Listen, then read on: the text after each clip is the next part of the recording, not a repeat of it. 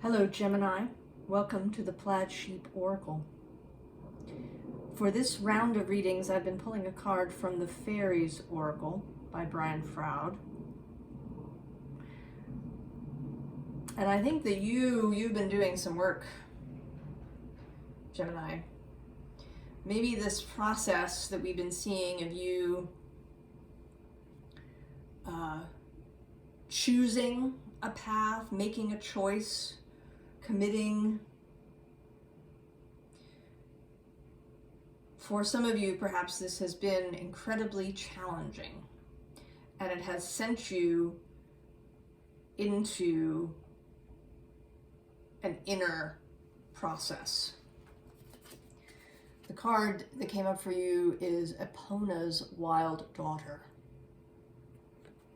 And I will read a little bit from the book. In the bleakest part of the night, Dorcha comes, wearing her crown of fairy stars. She kneels on the ancient owl, bearer of the hidden wisdom of the night, and facing into the past with a clear, unflinching gaze, she holds us. We are held immobile, inwardly focused by her comforting yet implacable light-filled hands. She asks riddles that often seem impossible to answer at first, and yet she will not let us go until we find the solutions within ourselves. She is one of the great teachers of fairy, but her method of teaching makes Socrates' questions look like child's play. We must expect this of Dorcha because her lessons are about the shadow side of ourselves, the things we fear, our insecurities, self-doubts, and denials. She is a practitioner of tough love therapy. Dorcha is the wild daughter of Epona, lady of the horse and the moon, and she takes us through the dark, hidden side of ourselves and into healing and fulfillment.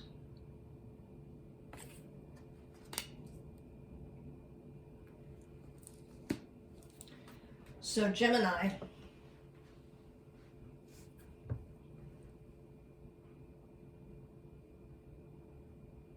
you have been on a trip in a process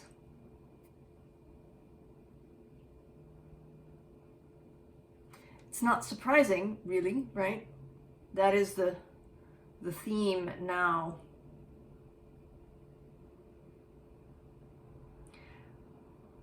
It was my intention when I began these readings that they would be timeless, right? That if you came upon this reading a year from now, that it would apply. And I believe that will be true. Because we are, we're all on our individual paths, our individual lives. But this moment in time, here now, it's the 1st of December, 2022.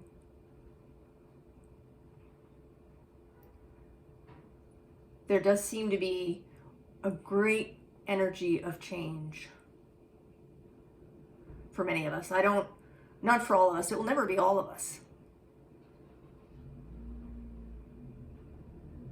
But perhaps enough of us.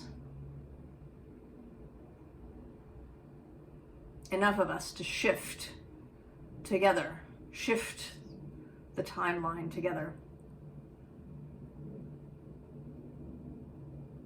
We're not going to suddenly have world peace everywhere.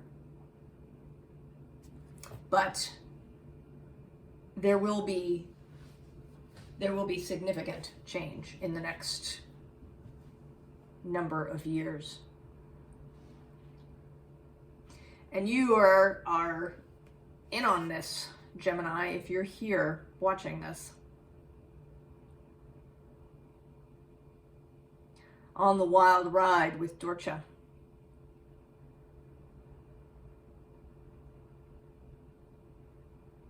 Looking at yourself. And we start here with this Two of Cups. And, right, feeling particularly Gemini-ish, right? The twins. Seeing into yourself into your own heart, examining, looking at what you're carrying that you don't need to carry any longer.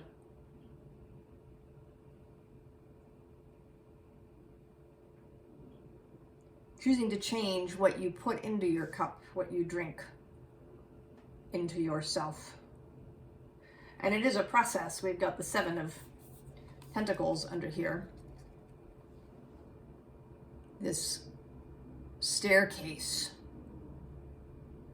of progress, of change, of process. And under that, Temperance. And here in this particular, right, Temperance is often shown standing 1 foot in the water, 1 on land, pouring cups into each other.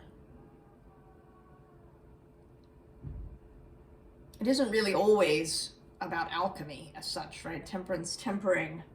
To temper something is to make it less intense, right? You add water to alcohol to temper it, to make it less intense. But this particular Temperance card is the idea of alchemy. Fire and water. Traditionally Sagittarius, and we are in Sagittarius season. And Sagittarius is the sign that is opposite yours. And if you've been watching any of my videos, you know I'm all about the synergy, the complementarity, the working together that is possible for signs on the opposite ends of the zodiac. It's true they can pull against each other, but they can also work together. And I mean, you are fire and air, right? Your oppositional sign is fire, but here we are having fire and water. And I think this water is especially important. As air, you have an affinity to fire, right? You feed, air feeds fire. They're both sort of considered masculine or yang energies, moving energies.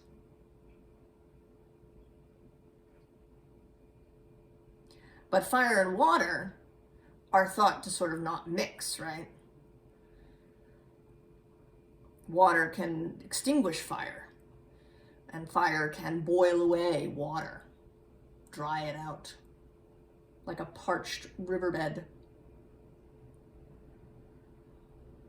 So bringing these two together is magic, is alchemy. How to allow water and fire to exist in the same space.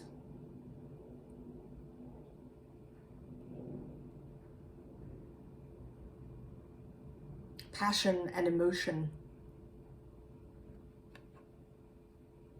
Inspiration and feeling.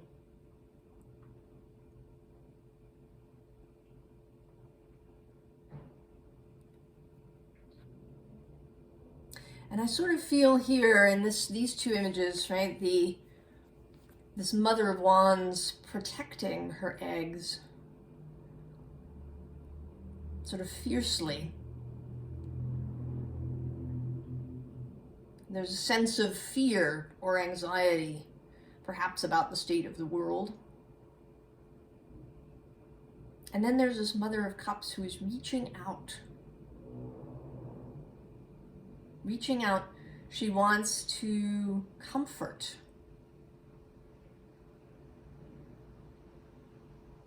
To provide a healing energy, a softness, right? Dimness. You know, sometimes when we're sick, for example, we may like to be in a dim space, right? To close the curtains of the window, at least partly, so it's right, it's gentled.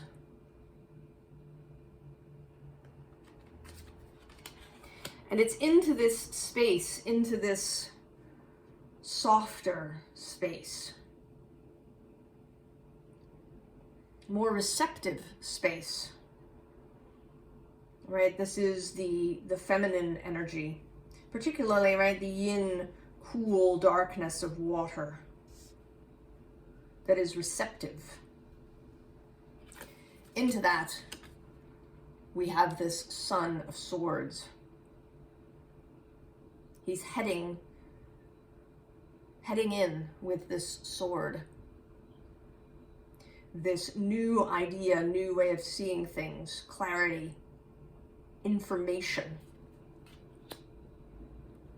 Now, there may be a delay. He is a fast-moving energy, this Son of Swords. He is you. Traditionally, the Knight of Swords is Gemini, mutable air. But there is this Four of Pentacles, this delay. This always looks like gears to me. Right? Like a process, a mechanical process happening. Perhaps in your body, in yourself, your physical selfhood, your physical life.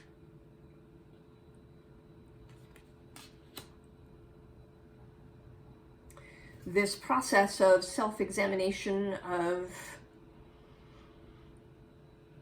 seeing where maybe you trip yourself up, where you're caught, where you kind of get on a hamster wheel, perhaps, of repeating patterns.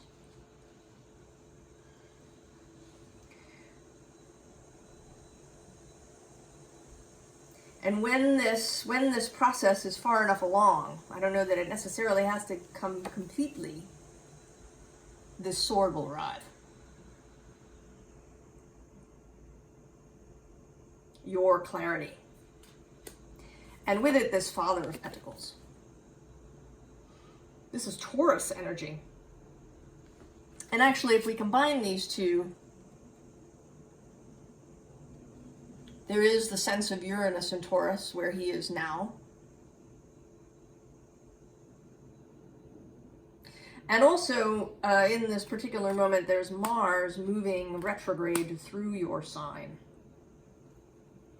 And Mars is certainly, right, he is the premier yang energy, the bearer of swords. And he is retrograde. He will remain that way until the end of January, or middle of January. January 12th, I think, is when he turns direct. Uranus will turn direct on the 23rd of January, or 22nd, depending on where you are. So there is this retrospective pattern happening now that can assist you greatly in this process that you're on with Dorcha.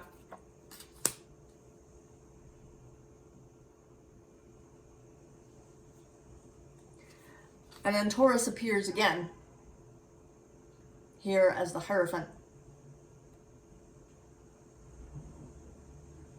As above, so below, as within, so without. That's my Hierophant tagline, even more than the Magician for me. Right, bringing the spiritual to earth.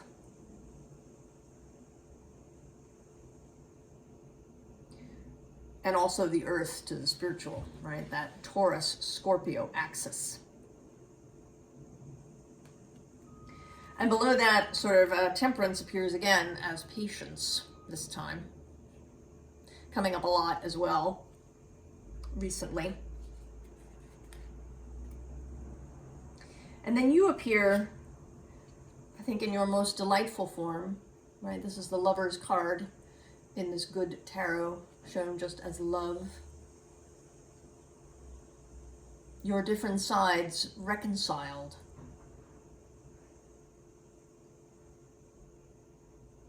Self-love moving from a place of love. And to get there, right, the Queen of Water appears again, right below the Mother of Cups.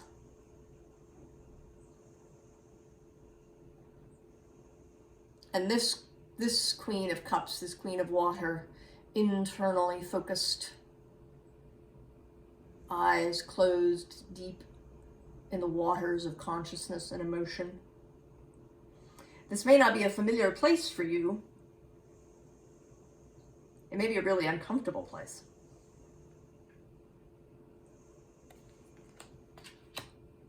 You may prefer this 5 of fire.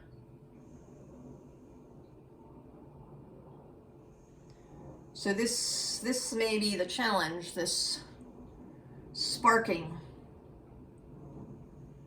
This kind of, she always looks a little bit bored to me, right? Like she's not sitting up very straight.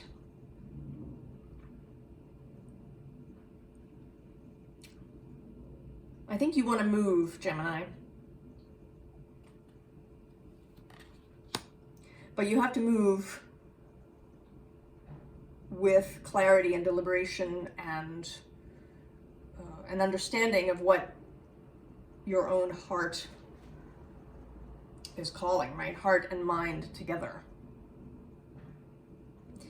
And we get this little guy next. If you watch Sand Tarot's channel, you know that she calls him the one who remembers. That he is someone who didn't lose the magic of childhood, who didn't lose connection to source as we do as we grow up. He has kept all of that. He's kept the knowledge of all the magic that exists in the world. And to me, he always looks like a guide, right? He's waiting for you to move forward. And I think you may be, right? I don't want to say that you're hung up, Gemini. I think you are making your way through. But you may be getting caught periodically in this process with this 8 of air, 8 of swords. You know, sometimes this seems like, you know, following the breadcrumbs, but it can also seem, as it does now, like getting distracted. Right? There's all these different feathers and you're trying to keep an eye on all of them at once.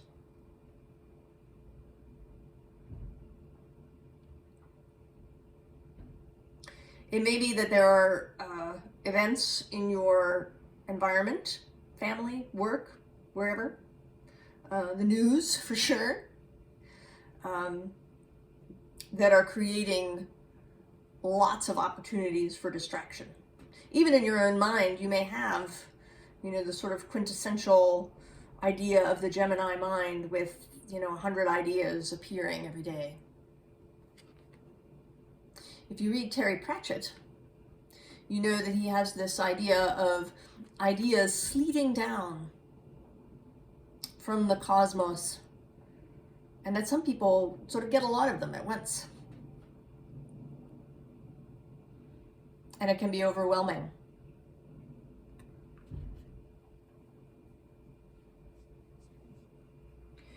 So the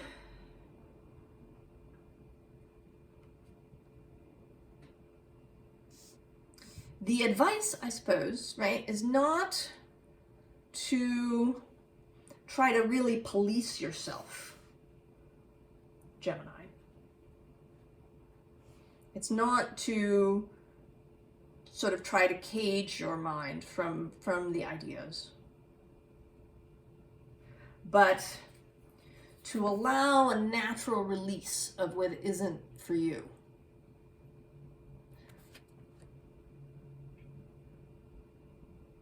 To leave that behind, that is not for you.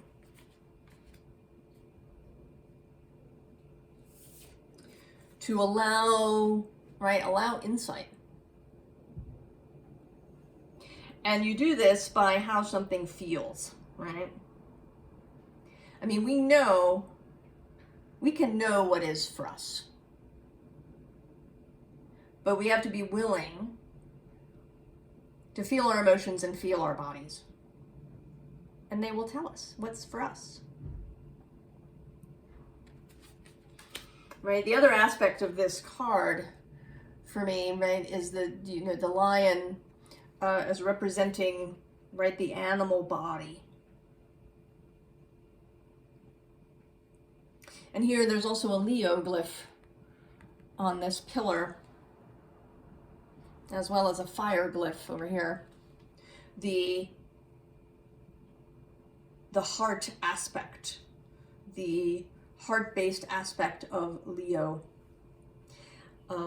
that fire aspect. And Leo is sextile to Gemini. You have an affinity with each other.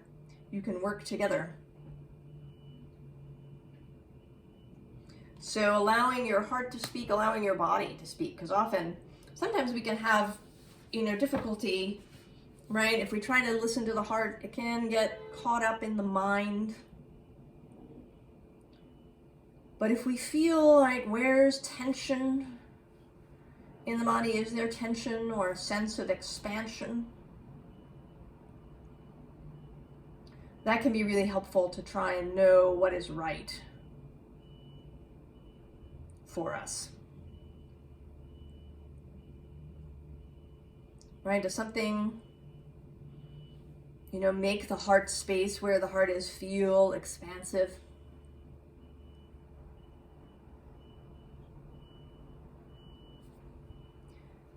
So next we have this speed card, which is, of course, this is kind of a very Gemini looking card, right? Movement, speed. And then this dark matter mystery. So you've run into this space of mystery.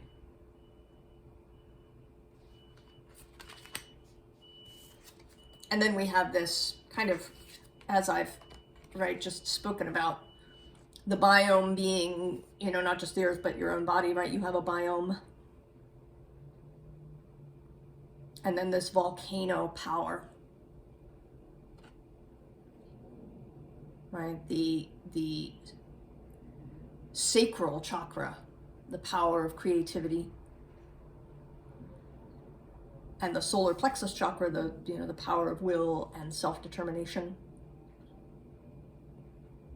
And knowing what's for you in your body.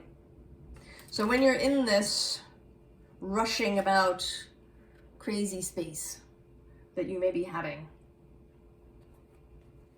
settle in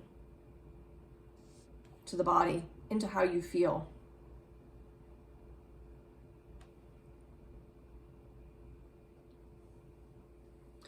We all have all the energies within our natal charts. And you can call on all of those energies. You can call on the elements.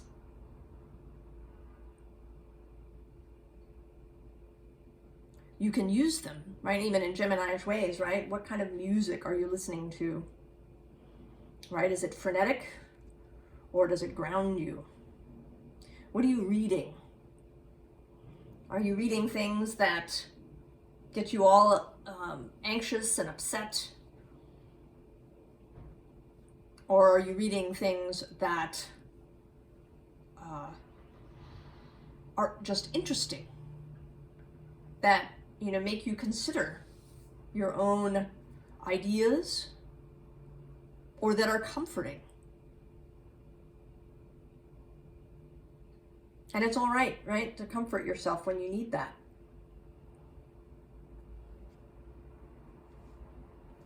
This is not about, doing it the hard way.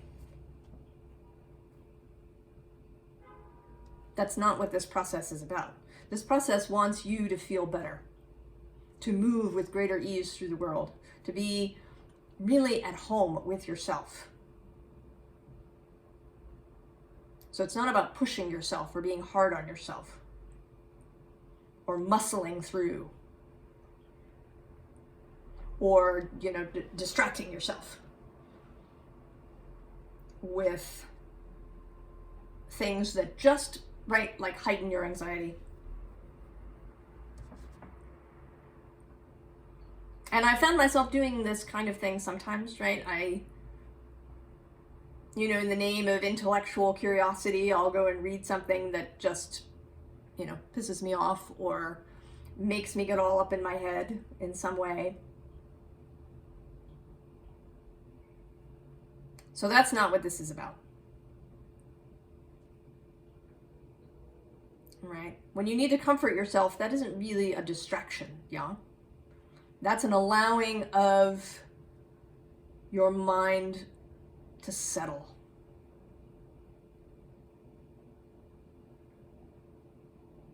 So that it can, so that communication between mind and heart can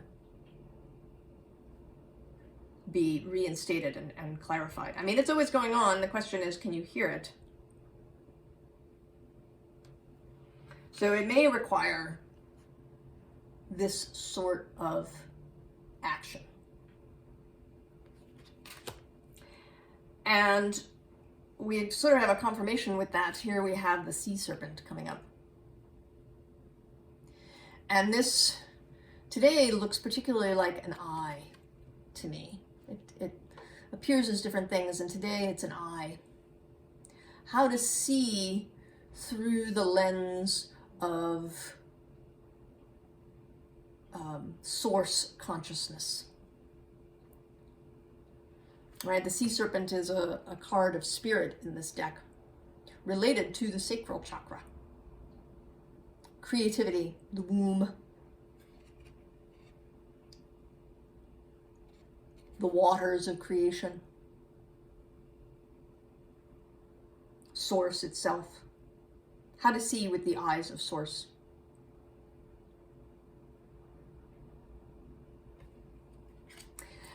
And then the card that came out is horse, yeah? Epona, lady of horse, lady of the moon.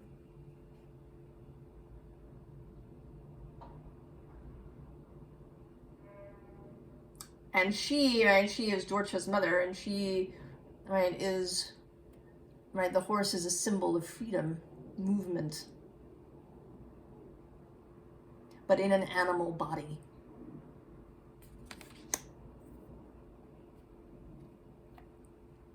And I did ask for a little bit of advice for you.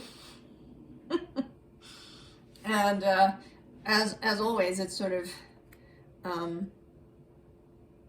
reiteration. But the underlying card is this Queen of Cups, or Queen of Wands, rather. So back to here. And then immediately under her, in a 3 card, is the Queen of Cups. Yeah. And let's see, what order do I want to do this in? And surrounding this Queen of Cups is Death and the 10 of Cups. Transformation. Release. Yeah.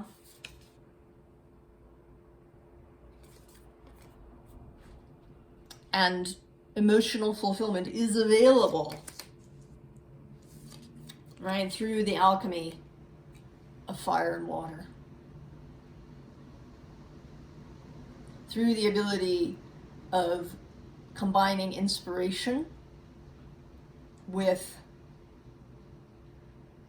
our emotional desire, right? What our heart wants, mind and heart together. And under the Queen of Swords, or Queen of Wands rather, is this Ace of Swords. That sword that we've I think we've all been wanting.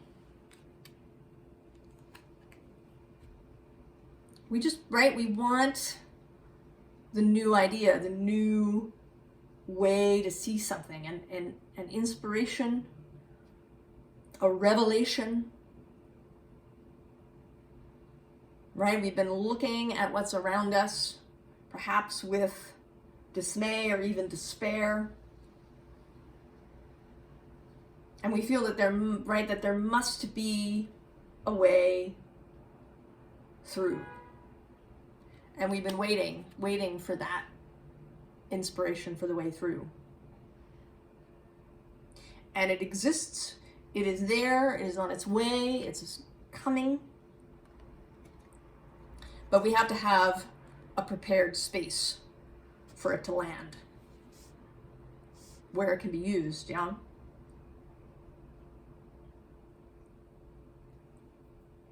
Right? If you plant something into dry, lifeless ground, it's not going to grow, no matter how many seeds you plant.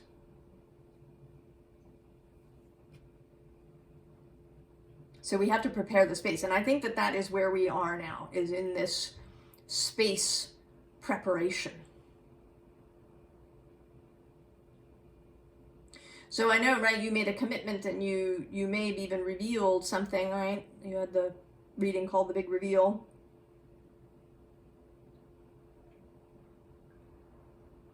But in order for this, right, to move to the next level, to expand, if that's what it wants to do, to change,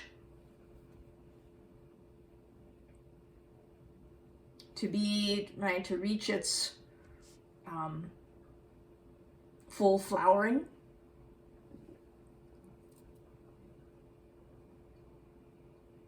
there is this process that needs to happen. And you're decidedly not alone, Gemini. I think there are many others of other signs all sort of going through this. You know, we divide these tarot readings up this way to kind of give it a focus, give it a container. But I think all the signs can be for everyone. They sort of show us at different stages, different places along the way, different details, depending on who we are and what we need to hear. Because it is about energy too, what works for us. What description, what story, what remedy will work for us.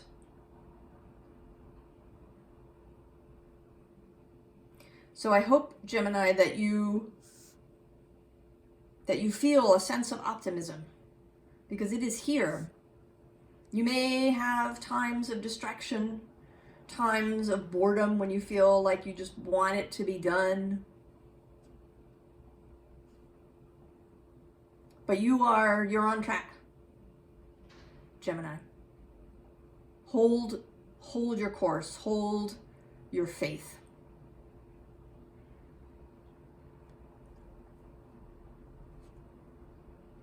Be the alchemist of your own life. And I wish you all the very best, Gemini. I'll see you next time. So long.